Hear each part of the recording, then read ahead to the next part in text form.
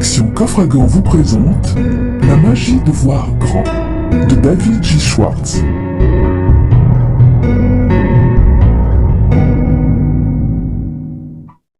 Pourquoi devriez-vous écouter ce CD sur la magie de voir grand? Déjà plus de 25 000 CD seront produits sur le même sujet cette année. Alors pourquoi un de plus? Je ne vous connais pas. Je ne sais pas quel genre de travail vous faites, ni combien d'argent vous gagnez, mais je crois savoir deux choses importantes à votre sujet. Le fait d'abord que vous soyez en train d'écouter cet enregistrement prouve que vous êtes intéressé à progresser, à réaliser vos rêves, à jouir des bonnes choses de la vie et à tirer le maximum de ce que celle-ci a à vous offrir. Vous êtes intéressé au succès, et c'est là une qualité qui vous honore. D'ailleurs, votre intérêt prouve aussi que vous possédez une autre qualité tout aussi importante, l'intelligence d'aller chercher les outils qui sauront vous aider à atteindre votre but. Ainsi, lorsqu'on veut construire quelque chose, que ce soit une automobile, un pont ou des missiles, il faut, pour ce faire, des outils. Or, la plupart des gens oublient qu'il existe aussi des outils pour les aider dans leur quête d'une vie meilleure. Mais vous n'avez pas oublié ce fait. Vous possédez donc les deux qualités fondamentales qui vous sont nécessaires pour bénéficier des conseils qui vous seront prodigués dans cet enregistrement. Vous voulez réussir et vous avez eu l'intelligence de choisir l'outil qui vous permettra de réaliser votre rêve.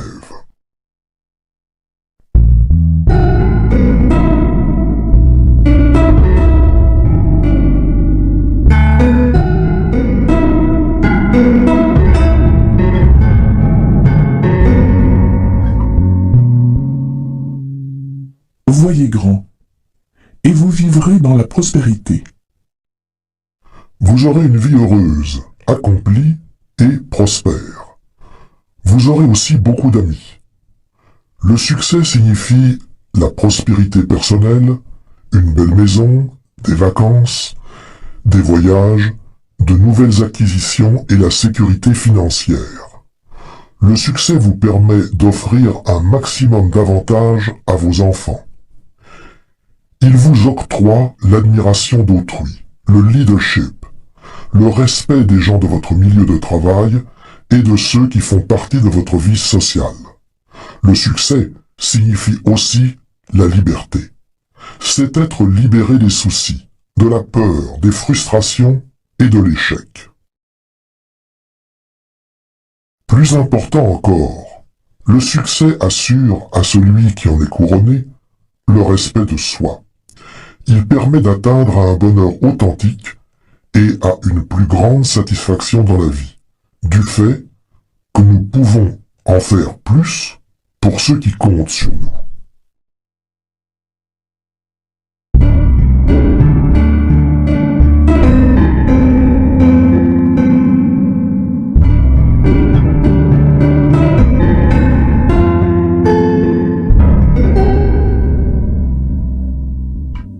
Réussir signifie vaincre. Le succès ou la réalisation de soi, voilà le but de la vie sur cette terre. Tout être humain veut connaître le succès, admettons-le d'emblée. Chacun de nous veut retirer le maximum de ce que la vie a à nous offrir. Il ne m'a jamais été donné de rencontrer qui que ce soit qui fût heureux de patauger dans la fange de la médiocrité. De fait, personne n'aime sentir qu'il appartient à une classe inférieure et qu'il soit forcé d'y rester.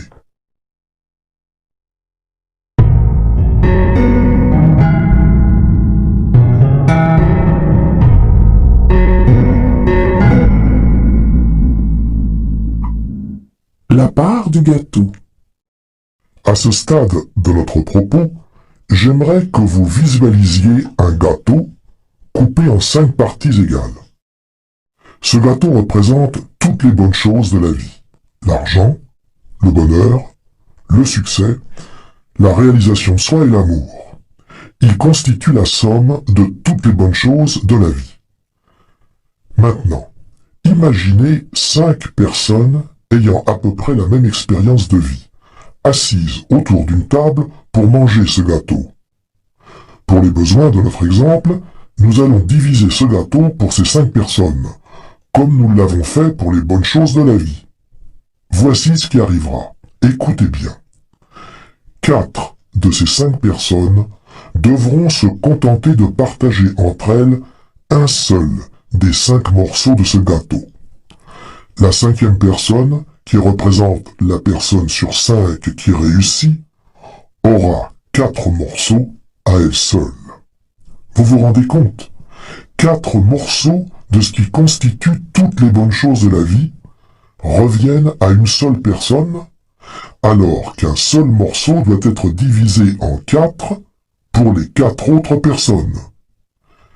Cela constitue une loi, une des lois les plus étonnantes qui gouvernent notre société. Je l'appelle la loi des 80/20. En effet, 80% de tout ce qui est bon dans ce monde appartient, est accompli ou est apprécié par seulement 20% ou moins des gens. Et l'on peut vérifier la véracité de cette loi dans n'importe quel domaine. Ainsi, 80% de la richesse des États-Unis, par exemple, appartient à seulement 20% ou moins de sa population. 80% des actions et des obligations appartiennent à 20% ou moins des Américains. Et dans de nombreuses entreprises, 80% des ventes sont faites par seulement 20% ou même moins des représentants. Pourquoi? Pourquoi cette loi existe-t-elle? Qu'est-ce qui explique qu'une personne sur 5 puisse jouir d'autant de succès que 4 personnes réunies? J'ai consacré presque toute ma vie à tenter de trouver la réponse à cette question. Or, j'ai trouvé cette réponse, et j'aimerais la partager avec vous. Depuis nombre d'années déjà, j'étudie professionnellement les gens et leur façon de penser.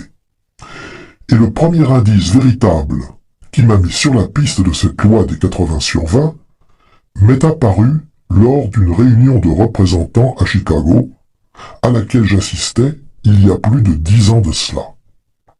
Le vice-président, chargé du marketing pour cette entreprise, un homme extrêmement dynamique, désirait faire comprendre un certain point de vue à son auditoire.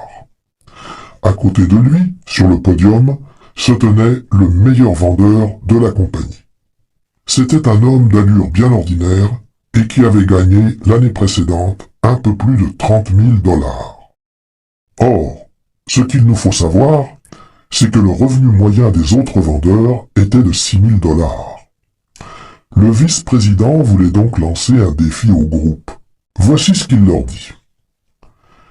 J'aimerais que vous regardiez bien Jean-Luc. Regardez-le. Maintenant, essayez de me dire ce que Jean-Luc possède que vous n'avez pas. Il a gagné en moyenne 5 fois plus d'argent que vous. Est-il 5 fois plus intelligent? Pas si on se reporte au test que l'on fait passer au personnel. Je sais, j'ai vérifié. Les tests indiquent qu'il est d'intelligence moyenne. Est-ce à dire qu'il a travaillé 5 fois plus que vous alors? D'après les rapports, il me semble qu'il n'ait pas travaillé plus fort, mais plutôt moins fort que la plupart d'entre vous. Eh bien, est-ce qu'il avait un meilleur territoire alors? Et une fois de plus, le vice-président leur dit que non. Les rapports démontraient que les territoires avaient tous le même potentiel. Jean-Luc était-il plus instruit ou alors jouissait-il d'une meilleure santé que ses collègues? Eh bien non. Jean-Luc était un gars comme les autres. La différence, expliqua le vice-président, la différence entre Jean-Luc et vous, c'est qu'il voit 5 fois plus grand que vous. Et le vice-président poursuivit son allocution en tentant de démontrer que le succès n'est pas déterminé par notre quotient intellectuel, mais plutôt par l'ampleur de nos pensées. Voilà qui constituait un concept des plus intrigants et qui me fit beaucoup réfléchir. De fait, plus j'observais les gens, plus je leur parlais, plus je cherchais à connaître ce qui constituait la base même du succès, et plus la réponse me paraissait évidente. Chaque cas que j'observais me prouvait que la grosseur du compte en banque, de même que le degré de bonheur et de satisfaction que connaît une personne, sont directement proportionnels à l'ampleur des pensées développées par cette personne. Il y a de la magie dans le fait de voir grand. Maintenant, vous me poserez peut-être la question, à savoir si le fait de voir grand permet d'accomplir tant de choses. Comment se fait-il que ce ne soit pas tout le monde qui pense de cette façon? Nombre de gens m'ont posé cette même question, et je crois avoir trouvé la réponse. Nous sommes tous, et parfois beaucoup plus que nous ne sommes prêts à l'admettre, le produit des pensées qui circulent dans notre environnement. Or, ces pensées s'avèrent souvent limitées, dépourvues qu'elles sont de quelque envergure que ce soit. Nous subissons constamment les influences de notre milieu qui tentent de nous écraser afin de nous garder sur une voie de garage. C'est ainsi qu'on nous dira qu'il y a trop de chefs et pas assez d'Indiens, qu'il n'y a donc plus de place pour d'autres chefs et que l'on devrait dès lors se contenter d'être un Indien. Mais c'est là une fausse croyance qui ne reflète en rien la réalité. En effet, si vous posez la question à divers leaders de votre communauté, et ce, à quelque échelon que ce soit, ils vous répondront la même chose qu'à moi. Le problème, c'est qu'il y a trop d'Indiens et pas suffisamment de chefs. Et la mauvaise influence de notre environnement ne s'arrête pas là.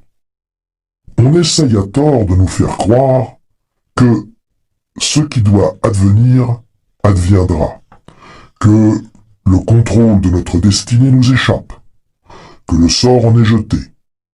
On nous enjoint donc d'oublier nos rêves, d'oublier la meilleure école pour nos enfants, de renoncer aux bonnes choses de la vie. Résignez-vous, nous dit-on. Renoncez et laissez-vous emporter par le vent. Qui d'entre nous n'a pas entendu cet argument fallacieux qui veut que le succès ne vaut pas le prix qu'il nous faut payer pour l'atteindre? Comme si la réussite exigeait que vous vendiez votre âme, votre vie familiale, votre conscience et vos valeurs afin d'atteindre le sommet. En vérité, le succès n'a pas de prix. Chaque pas que nous faisons en avant nous rapportant automatiquement des dividendes. Notre milieu tente aussi de nous laisser croire qu'il y a trop de compétition pour les places de choix dans la vie. Mais est-ce bien vrai? Un de mes amis qui est conseiller d'orientation professionnelle me dit qu'il reçoit 200 fois plus de postulants pour un emploi qui paye 5 000 $ par année que pour un emploi qui en paye 25 000.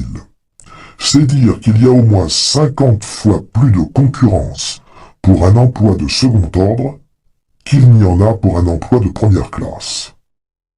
Or, il faut nous engager dans l'avenue de première classe. Voilà le chemin qu'il nous faut suivre, car d'innombrables postes n'attendent que d'être remplis par des gens comme vous, qui n'ont pas peur de voir grand. Voyez si vous pouvez envisager la question sous un autre angle, en imaginant que votre esprit est une usine de fabrication de pensée. C'est une usine très active, qui produit d'innombrables pensées en une seule journée. 2 hommes supervisent la production de vos pensées. L'un que nous nommerons Monsieur Triomphe et l'autre que nous appellerons Monsieur Défaite. Monsieur Triomphe s'occupe de la fabrication de pensées positives et se spécialise donc dans la production des raisons qui vous permettent de croire que vous êtes capable, qualifié et que vous réussirez. Monsieur Défaite, pour sa part, produit des pensées négatives. Il est passé maître dans l'art de vous énumérer toutes les raisons pour lesquelles vous échouerez. Or, ce qu'il vous faut savoir, c'est que Monsieur Triomphe et Monsieur Défaite sont tous deux très obéissants. Ils se mettent au garde à vous immédiatement, dès lors que vous leur en donnez l'ordre. Vous n'avez en effet qu'à faire un signe à l'un ou l'autre de ces aides de camp, car ils sont à vos ordres mentalement. Si votre signal est positif, Monsieur Triomphe s'avancera et se mettra au travail. Et il en ira de même de Monsieur Défaite, qui se mettra à l'œuvre en fonction du signal négatif que vous lui aurez envoyé. Afin de vous aider à bien saisir l'importance des rôles que jouent ces deux aides de camp, je vous demanderai de bien vouloir vous prêter à l'exercice qui suit, en vous disant qu'aujourd'hui, rien ne marchera. À ce signal, Monsieur Défaite entrera immédiatement en action et se mettra alors à fabriquer des faits qui viendront infailliblement appuyer vos raisons de penser ainsi. Il vous suggérera qu'il fait trop chaud ou trop froid, ou que ça ne va pas bien au travail, que le volume des ventes est à la baisse, que les personnes de votre entourage auront les nerfs à fleur de peau, que vous tomberez malade, que votre conjoint ou conjointe sera de mauvaise humeur, etc. Et sachez que Monsieur Défaite est très efficace. En quelques minutes seulement, il aura en effet réussi à vous convaincre que vous connaîtrez une mauvaise journée. Et ce, sans même vous en apercevoir, la journée aura tourné au pire. Et maintenant, dites-vous que la journée qui vous attend sera merveilleuse.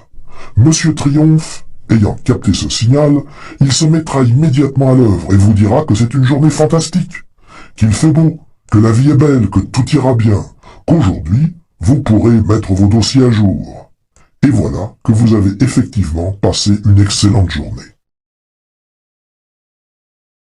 De même, Monsieur Défaite saura toujours vous indiquer exactement pourquoi vous ne devez rien vendre à Monsieur Bibot, tandis que Monsieur Triomphe, de son côté, vous démontrera pourquoi vous pouvez vendre n'importe quoi à ce dernier.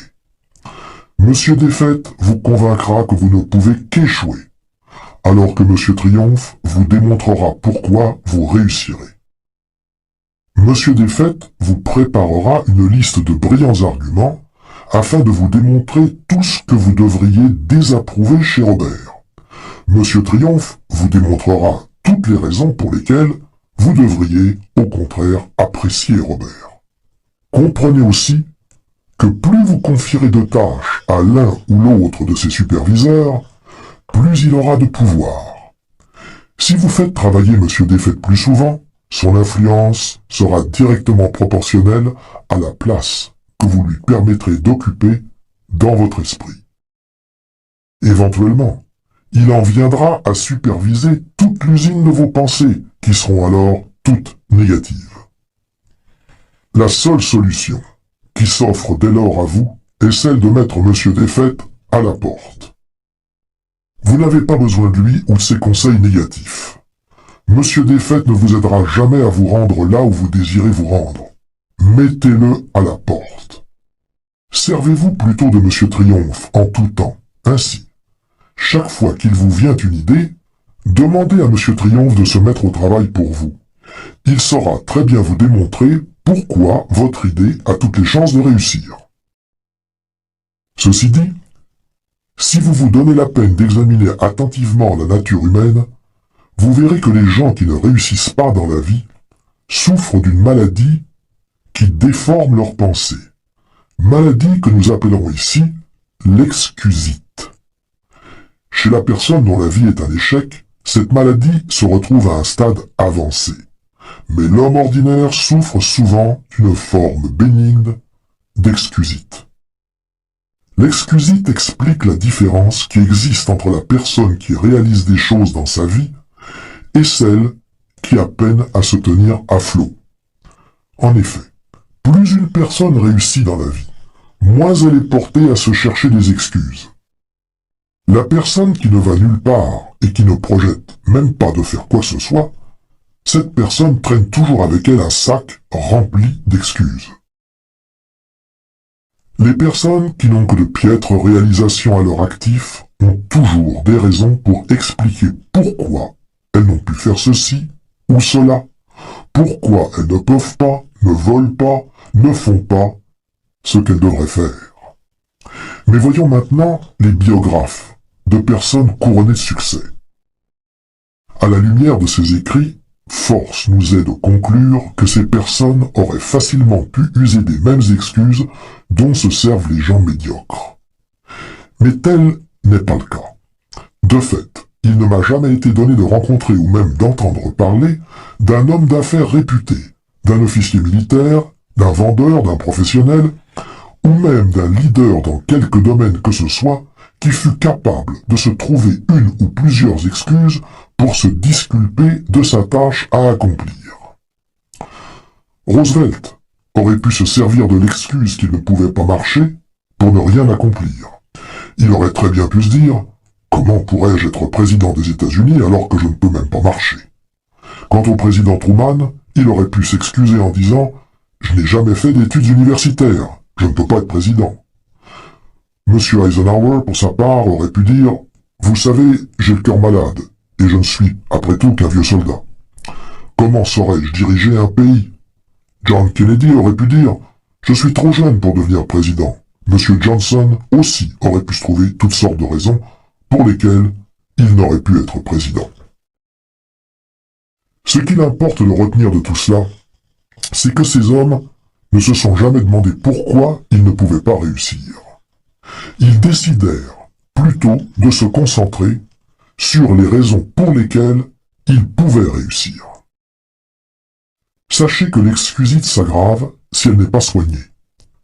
La victime de cette maladie mentale entretient des pensées dont le processus se déroule comme suit. Elle se dit d'abord « Je ne réussis pas aussi bien que je le devrais. Quelle excuse pourrais-je bien invoquer afin de sauver la face? Voyons voir.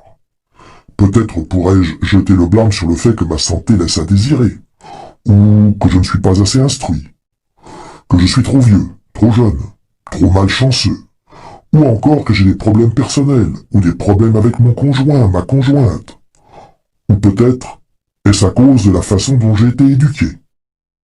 Et dès lors que la victime de cette maladie de l'échec se trouve une bonne excuse, elle n'en démord plus et se sert alors de cette excuse pour expliquer à qui veut bien l'entendre, et ce, tant à elle-même qu'à autrui, son absence de progrès.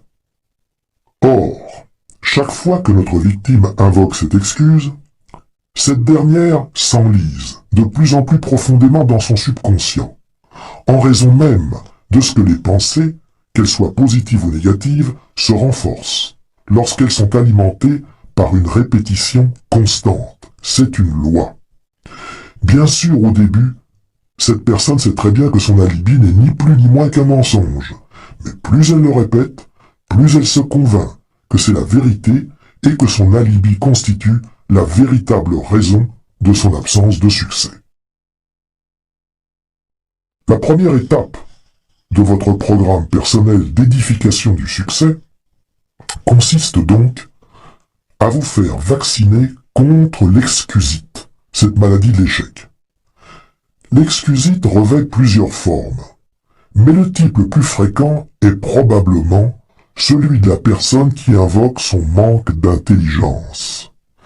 L'excusite d'intelligence qui fait croire à ceux qui en sont affligés qu'ils n'ont pas de cervelle est très commune. En fait, elle est à ce point fréquente qu'environ 95% des gens qui nous entourent en sont affligés, à un degré ou un autre. Et contrairement à la plupart des autres types d'excusites, cette forme particulière de la maladie fait souffrir ses victimes en silence. En effet, rares sont ceux qui oseront admettre publiquement qu'ils ne croient pas avoir l'intelligence requise pour réussir. Ils ont tout simplement le profond sentiment d'être tout à fait inintelligents. Maintenant, écoutez bien ce qui suit. La plupart d'entre nous commettons deux erreurs fondamentales en ce qui a trait à l'intelligence. D'une part, nous sous-estimons grandement les capacités de notre cerveau et surestimons d'autre part beaucoup trop les capacités du cerveau d'autrui. Or, ce qu'il vous faut savoir, c'est que ce n'est pas tant votre degré d'intelligence qui compte, que l'utilisation que vous faites de celle-ci. En d'autres termes, votre façon de penser est beaucoup plus importante que la capacité de votre cerveau. Je tiens à répéter cette affirmation car elle est d'une importance capitale. Votre façon de penser est plus importante que votre degré d'intelligence, quel que soit ce dernier.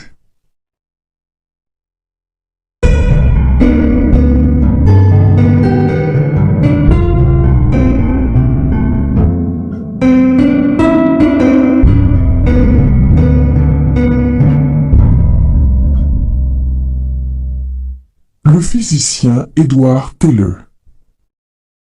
On interrogeait un jour le docteur Edward Teller, l'un des plus grands physiciens connus, sur la nécessité d'une formation scientifique chez les enfants. À cela, le docteur Teller répondit « Un enfant n'a pas besoin de penser à la vitesse de l'éclair pour devenir un scientifique, ni d'avoir une mémoire phénoménale. Il n'est pas même nécessaire qu'il obtienne des notes exceptionnelles à l'école. Ce qui compte, c'est que l'enfant ait un intérêt marqué pour la science. En d'autres termes, c'est l'intérêt, ou l'enthousiasme si vous préférez, que démontre une personne pour un domaine donné qui fait qu'elle réussira en sciences comme ailleurs. Lorsqu'une personne a une attitude positive, optimiste et coopérante, même si son quotient intellectuel n'est que de 100, elle peut se faire plus d'argent et se mériter plus de respect et de succès que la personne dont le quotient intellectuel est de 120, mais qui se montre négative, pessimiste et peu coopérante.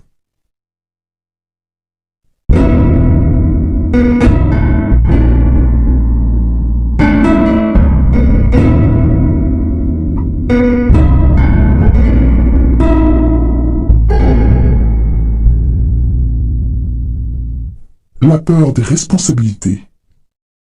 Pendant de nombreuses années, j'ai été très proche d'un homme, qu'on qualifiait de génie.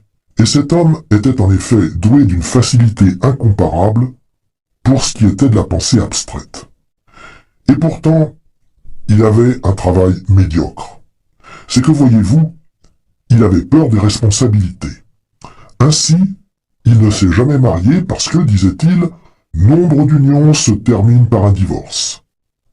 Il avait très peu d'amis, les gens l'ennuyant mortellement. Il n'a jamais investi d'argent dans l'immobilier ou à la bourse parce qu'après tout, le marché pouvait très bien s'effondrer. Voilà donc un homme qui s'est servi de son puissant cerveau pour prouver que rien ne pourrait jamais fonctionner, alors même qu'il aurait pu très bien inverser sa façon de penser et chercher des moyens de réussir. Et à cause des pensées négatives qui remplissaient ce grand réservoir qu'était son cerveau, cet homme a contribué très peu à la société et n'a jamais fait preuve d'aucune créativité. Voilà qui devrait vous convaincre de vous guérir définitivement de l'excusite, à l'effet que vous avez une cervelle d'oiseau. Voici d'ailleurs 3 façons d'y parvenir. Premièrement, ne sous-estimez jamais votre intelligence et ne surestimez jamais l'intelligence d'autrui. Ne vous dépréciez pas, concentrez-vous sur vos atouts, découvrez vos dons. Deuxièmement, répétez-vous plusieurs fois par jour. Mon attitude compte plus que mon intelligence. Au travail, comme à la maison, exercez-vous à faire preuve d'une attitude positive. Essayez de trouver les raisons pour lesquelles vous pouvez réussir et non pourquoi vous ne pourriez pas. Développez une attitude de champion. Utilisez votre intelligence de façon positive et créative et employez-vous à trouver des façons de gagner et non de perdre. Troisièmement, souvenez-vous que la capacité de penser est une valeur beaucoup plus importante que la capacité de mémoriser des faits. Voyez à utiliser votre esprit à des fins créatives et constructives. Trouvez de nouvelles idées, des façons innovatrices de faire les choses. Et posez-vous souvent cette question-ci. Est-ce que j'utilise mes capacités mentales afin de me tailler une place dans le monde, ou est-ce que je m'en sers simplement pour survivre dans un monde que d'autres ont bâti? Peut-être n'y avez-vous jamais songé. Mais quand on parle de succès, on ne peut mesurer les gens en mètres et